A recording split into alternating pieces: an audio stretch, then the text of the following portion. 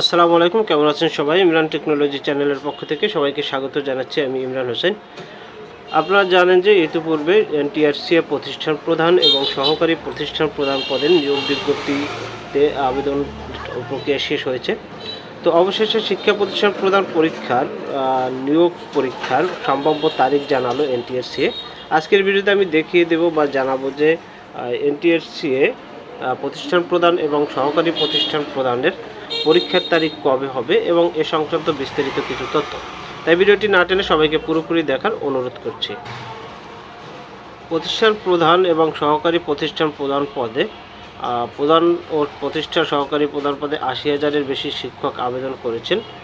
এর ভিতরে ১০০ নম্বরের পূর্ণাঙ্গ পরীক্ষার মাধ্যমে হওয়া পরীক্ষা আর লিখিত পরীক্ষার সম্ভাব্য তারিখ হচ্ছে ১৮ তারিখ। এখানে ১৭ ও ১৮ তারিখ দেওয়া আছে, কিন্তু লিখিত পরীক্ষার সম্ভাব্য তারিখ ১৮ তারিখ ফাইনাল করেছে এনটিআরসিএ। তাই আপনারা প্রস্তুতি নিয়ে নিন যে ১৮ তারিখ শিওর পরীক্ষা অনুষ্ঠিত হচ্ছে। যদিও এ সংক্রান্ত কোনো অফিস আদেশ এখনও জারি হয়নি, তো এনটিআরসিএ চেয়ারম্যান আমিনুল ইসলাম জানিয়েছেন শীঘ্রই অফিস আদেশ জারি হবে, অর্থাৎ ১৮ তারিখ যে পরীক্ষা অনুষ্ঠিত হবে সেই অফিস আদেশ আপনারা শীঘ্রই পেয়ে যাবেন। আর আবেদন শুরু হয়েছিল ৩ ফেব্রুয়ারি আর শেষ হয়েছে ২৬ ফেব্রুয়ারি। আর তথ্য অনুযায়ী ৮০,০০০-এর মতো আবেদন পড়েছে। আর এ পরীক্ষার আপনার যে মান বন্টন রয়েছে সেই মান বন্টনটি আমরা একটু দেখে নিই। তো এখানে ৮০ নম্বরের লিখিত পরীক্ষা অনুষ্ঠিত হবে এমসিকিউ পদ্ধতিতে। আর প্রশ্ন থাকবে ৮০টি, সময় হবে ১ ঘন্টা। প্রত্যেকটি সঠিক উত্তরে ১ নম্বর আর ভুল উত্তরের জন্য 0.25, অর্থাৎ 4টি ভুল উত্তরের জন্য আপনার 1 মার্ক কাটা যাবে।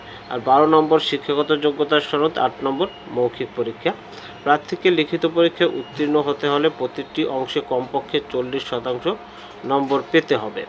এছাড়া প্রার্থীর যোগ্যতা অভিজ্ঞতা যাচাই করা হবে সংশ্লিষ্ট প্রতিষ্ঠানের সর্বশেষ জনবল কাঠামো ও এমপিও নীতিমালা অনুযায়ী। তো এই হচ্ছে আপনার প্রতিষ্ঠান প্রধান ও সহকারী প্রতিষ্ঠান প্রধান পদে নিয়োগ পরীক্ষার নম্বর বন্টন আর পাশের মার্ক।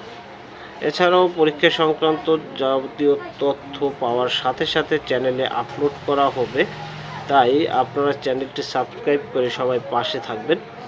এরপরে আমি সিলেবাস নিয়ে একটি ভিডিও বানাবো, তাই অবশ্যই চ্যানেলটি সাবস্ক্রাইব করে পাশে থাকা বেল বাটনটি অন করে দিন, যেন ভিডিও আপলোডের সাথে সাথে আপনাদের কাছে নোটিফিকেশন চলে যায়। তো আজকে আমি এই তথ্যটি জানানোর জন্যই ভিডিওটি তৈরি করছি।